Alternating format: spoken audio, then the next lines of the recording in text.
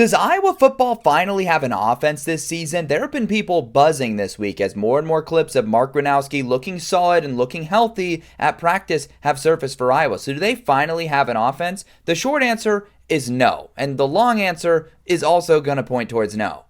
The number one piece of evidence here is going to be program culture under Kirk Ferentz. Under Kirk Ferentz, his teams have really excellent defensive play. You see their ranking out of the 68 power conference teams since 2015. You see consistently in the top 10 after they slacked off a little. Phil Parker has always had great defenses. And offensively, they are always bad to at best mediocre. The best season they've had of offense was 37th out of the 68 power conference teams. So like right in the middle. Even last year when people were like, wow, they really turned it around. They're 38th.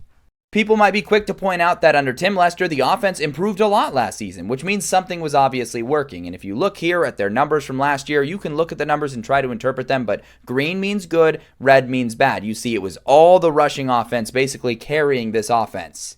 So an Iowa offense truther would say, we bring in Gronowski, he makes the passing game great, the running game was already great, boom, you've got a great offense. But that's not how it worked. Caleb Johnson ran for 1,500 yards and 21 touchdowns for Iowa last year. He was their whole offense. He now plays for the Steelers. They don't have him. They do have Gronowski, though, so he's going to really elevate their passing game, right?